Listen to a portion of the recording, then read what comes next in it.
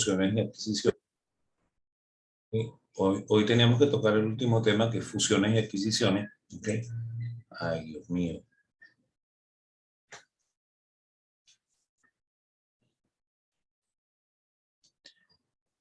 Wow. Bueno, ok. Tenemos que tocar el último tema, que es fusiones y adquisiciones, y en inglés se llaman mergers and acquisitions. ¿Ok? Qué bueno que se dan de tanto en tanto en los mercados de todos los países, ¿no? ¿Okay? Tal vez con mucha más insistencia en los países más desarrollados, ¿no? Pero fíjense, recientemente ocurrió una, ¿no? O sea, el BNC compró el BND, ¿ok? Eso es una adquisición, ¿ok? Una fusión por adquisición, ¿no? Entonces, este, eh, eso pasa, ¿no? ¿Okay? Incluso el BOD se había fusionado con la antigua Corbanca, ¿okay? Y aquella fusión no la autorizaron, tuvieron como 2 años sin autorizar hasta que por fin la autorizaron, ¿okay? Se las permitieron, pero sin embargo el banco como que nunca funcionó bien y al final el banco lo intervinieron calladamente hasta que Noveroles lo compra, ¿no? ¿Okay? Bueno, y antes de eso, cuando los, eh, cuando los chilenos compran eh, Corbanca, que es la que compró BOD, ¿okay? Los chilenos tuvieron una visión muy equivocada del mercado financiero venezolano. Ellos pensaron que los venezolanos eran chilenos, no sé qué pensaron ellos. ¿Okay? Y bueno, y cuando ellos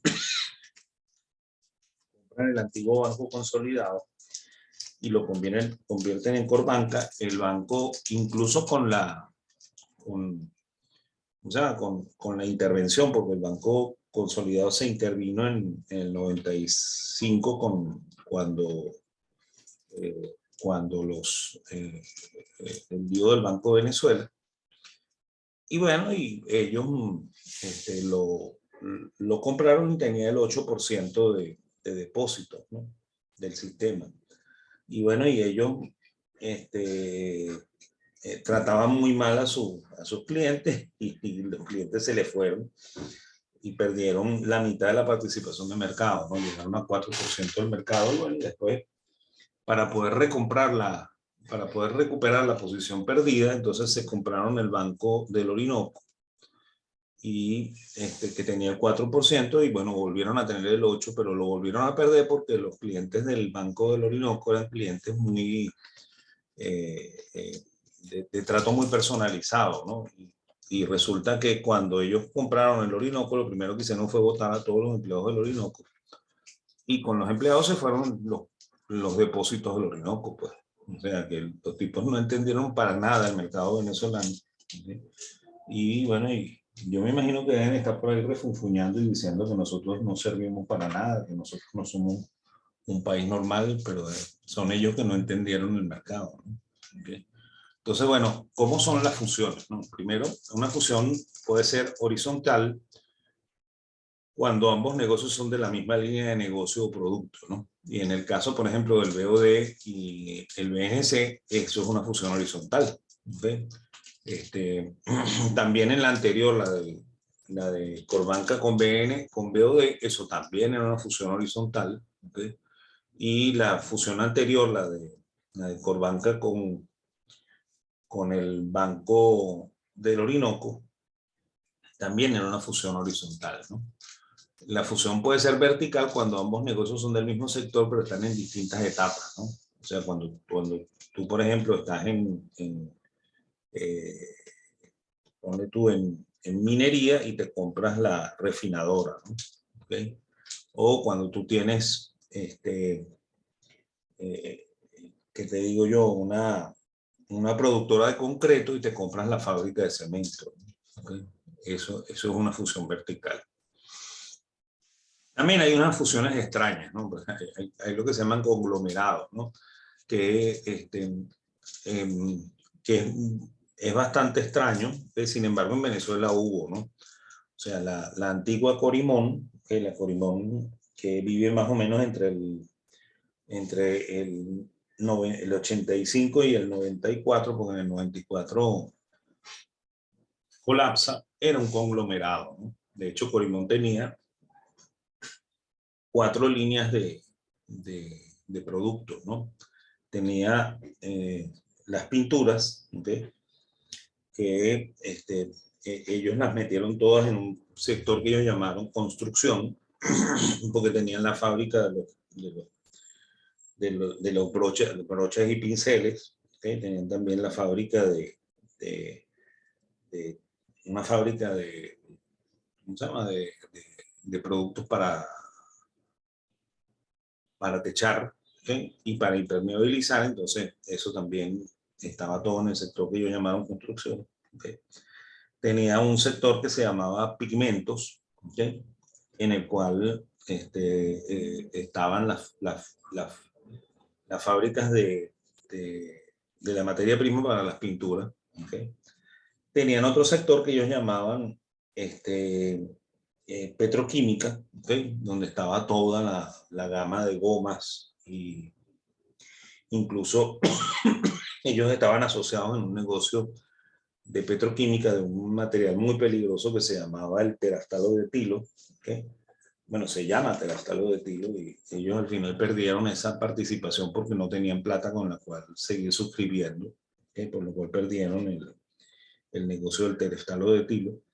Y bueno, y tenían un cuarto sector que era el sector de alimentos, ¿no? Porque Corimón, extrañamente, era dueña de Gerber, de Frica, y de algunas fábricas pequeñas de productos alimenticios, ¿okay? Por lo cual era un conglomerado, pues. O sea, eran negocios de sectores completamente distintos, ¿okay? Que por supuesto complicaban mucho la forma de manejar el negocio total, ¿no? ¿Okay? Y bueno, y también estas últimas dos pueden ser una mezcla o sea, pueden ser consensuada cualquiera de las fusiones, y puede ser hostil cualquiera de las fusiones, ¿no? O sea, más consensuada cuando dos negocios realizan una negociación y hacen un acuerdo previo y deciden fusionarse, ¿okay? Y se llama hostil cuando uno de los negocios realiza la acción sin un acuerdo previo, ¿no? O sea, que él decide que él va a tomar esta empresa y la compra, ¿no? ¿Okay? Y esos casos también se dan, aunque parezca extraño, ¿no? Por ejemplo, en el caso de la electricidad de Caracas, la empresa AES, que es una empresa internacional, ¿okay? Hizo una oferta pública, una IPO, ¿okay? Sí, bueno, una oferta pública de adquisición, ¿okay? No una IPO, sino una OPA, ¿okay? Y ellos le pidieron solamente autorización al gobierno, ¿okay? Y entonces lanzaron la compra hostil de Electricidad de Caracas, ¿no? La compañía trató de evitarla, ¿okay? Tratando de comprar ellos también a los accionistas minoritarios, pero los accionistas minoritarios aceptaron más bien la oferta de AES, y bueno, y la gerencia tradicional de electricidad se tuvo que salir, ¿no? ¿Okay? Entonces, eso fue una toma hostil, ¿okay? de, de, de la empresa, ¿no? Entonces, puede ser ambos casos, ¿no? Puede ser consensuado y puede ser hostil cualquiera de las fusiones, tanto horizontales, verticales, en conglomerados. Y fíjense, en el caso de la electricidad, no es que se fusionó con AES, ¿no? AES la compró como una filial, ¿okay? Y después, bueno, AES también se la vende al gobierno, ¿no? ¿Okay? Ok, ¿cuáles son las posibles razones que están detrás de una fusión o una adquisición? Bueno, primero, armar economías de escala, ¿no? Porque se cree que la fusión trae ahorros de costos e incrementos en las ventas, y eso probablemente eso genera economías de escala, ¿ok? También economías de integración vertical, cuando se cree que haciendo eso se consigue materia prima o productos semielaborados más baratos, ¿ok? O cuando se cree que puede añadirse productos al proceso abaratando costos, ¿no? Entonces ahí se haría eso por complementariedad de recursos.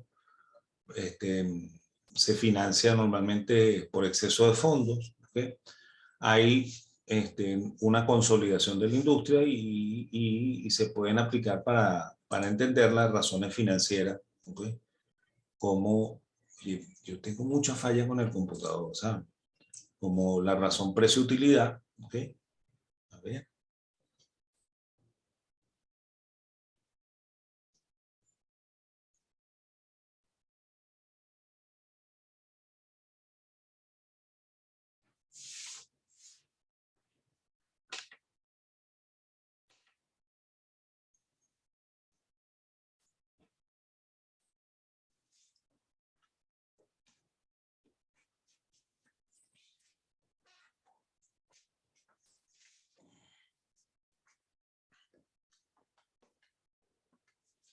Okay. Yo creo que más bien es una falla del cable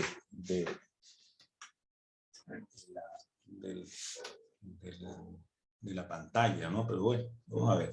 Ok, y bueno, normalmente se analiza eh,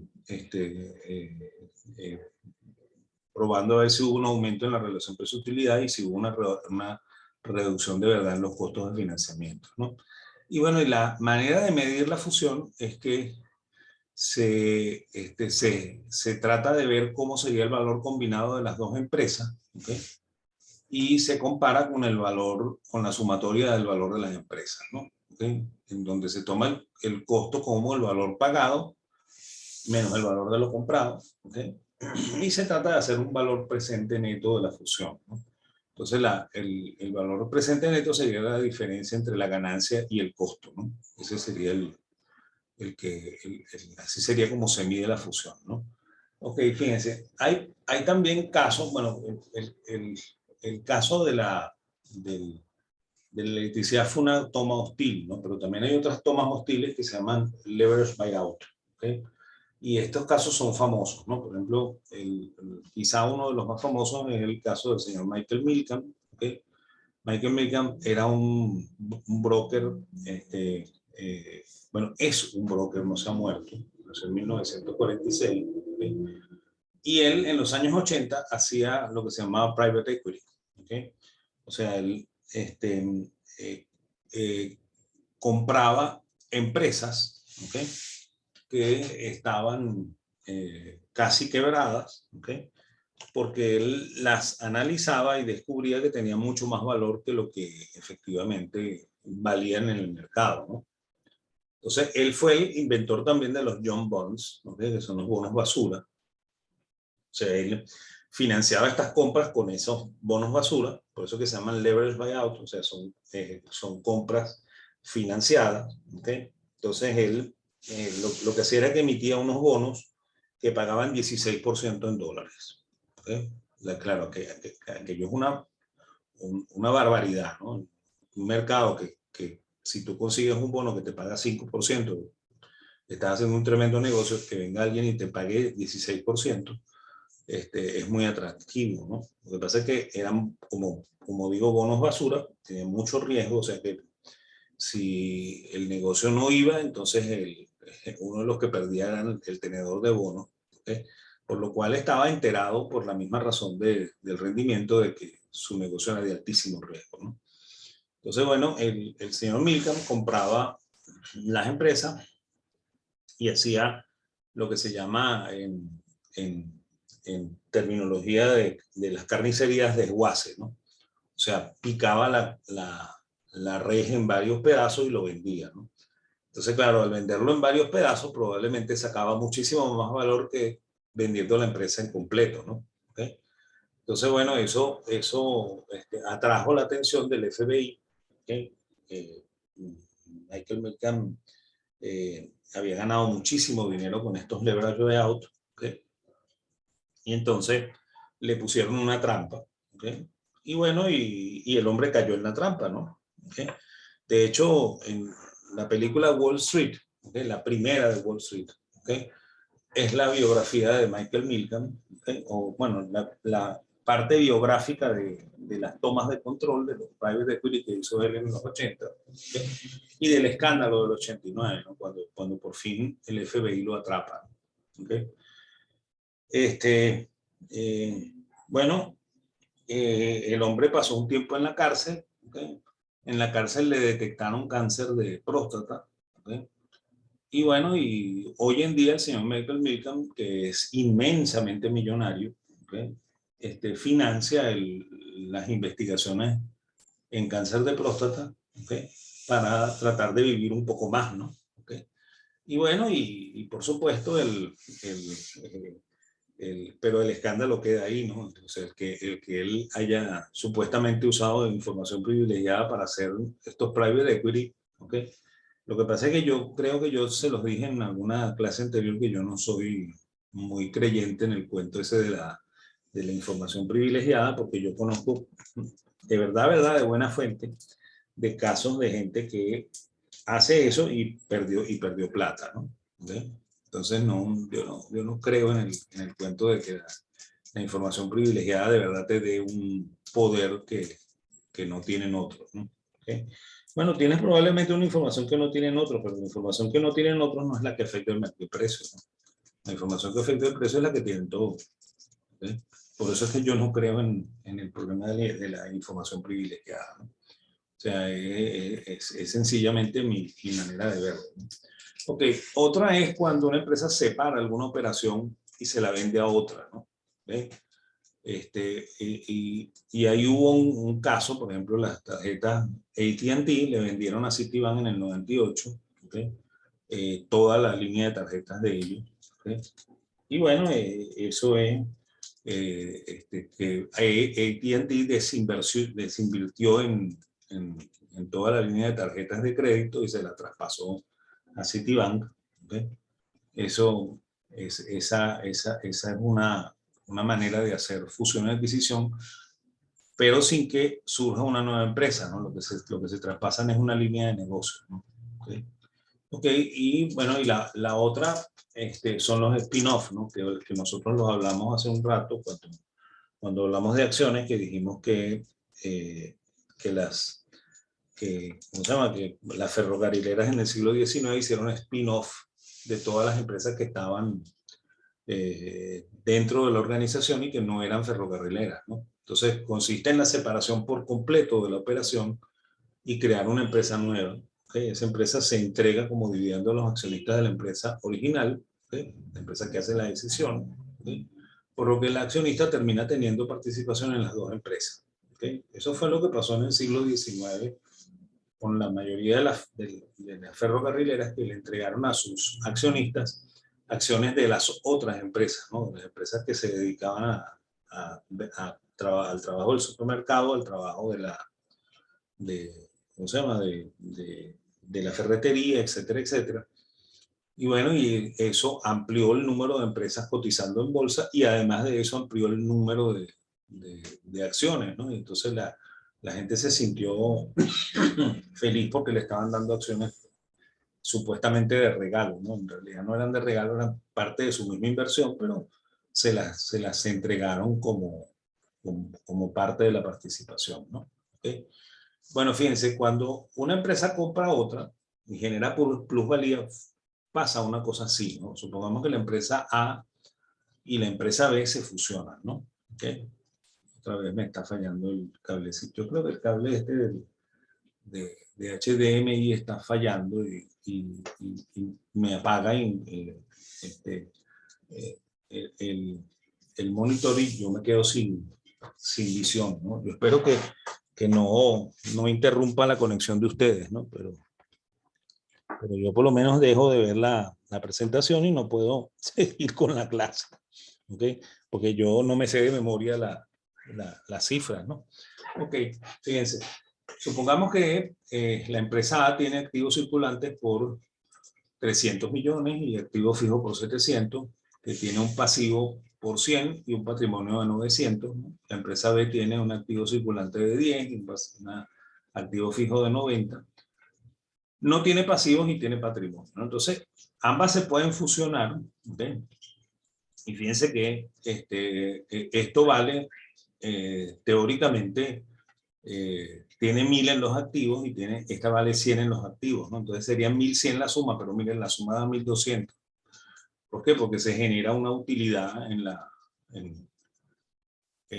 la fusión que se llama plusvalía, ¿no? Entonces, fíjense, aquí el activo circulante suma los 310, el activo fijo suma los 790, pero se asume que hay una ganancia de 100, ¿ok? Por lo cual el activo total es 100, 1200, ¿ok? Y el patrimonio serían los 100 del pasivo de la A más 1000 y los 100 de la utilidad, ¿ok? Ya por ahí por donde la utilidad se capitaliza, ¿ok? Esta plusvalía se forma parte del capital, ¿no? Y fíjense, cuando una empresa compra otra y no se genera ganancia en la fusión, entonces pasa una cosa así. Fíjense, por ejemplo, esta se suma con esta y pasa que 300 más 10 darían 350, ¿okay? 700 más 90 darían 750, ¿okay? 100 más 0 darían 50, o sea que aquí se perdió 50 de pasivo, ¿okay? Y 900 más 1000, más 100 debería dar 1000 y da 950, por lo cual no hay, más bien se perdieron 50 del patrimonio en la fusión. ¿Okay? Eso explica un poco qué fue lo que pasó también en el activo, ¿no? ¿Okay? Y bueno, y bueno, y ahí se registra una utilidad por la fusión de 100, ¿okay? Para que equilibre el balance en 1100. ¿Okay? O sea, aquí no se genera ganancia propia por la fusión, sino que es sencillamente una fusión simple, ¿no? ¿Okay? Vale, ok. Entonces yo creo que con eso estamos listos, ¿no? ¿Okay? A ver, si hay alguna pregunta, con gusto, ¿no? ¿Okay? Hola, profe. Ah, dígame, señorita. Ajá, profe, tengo una duda justamente ahorita en eso de la plusvalía y en la que no se genera ganancia. ¿Cómo uno sabría o qué cálculos hay que hacer? Eso es haciendo los cálculos de valoración. ¿Okay? Ok, ok. Se hace cuando se está fusionando, o sea, se determina si hay una ganancia o no y se contabiliza esa ganancia, ¿no? ¿Okay? Pero se tienen que hacer los cálculos de esos que vimos antes, ¿no? O sea, tendrías que tomar medir la fusión, ¿ok? Tomando el valor combinado de las dos empresas, haciendo la sumatoria de la valoración de la empresa, ¿ok? Luego estimar los costos y tratar de encontrar si hay una ganancia o no hay una ganancia en la fusión, pues, que sería la aplicación de esto, ¿no? Okay. Gracias, profe. Bueno, la orden.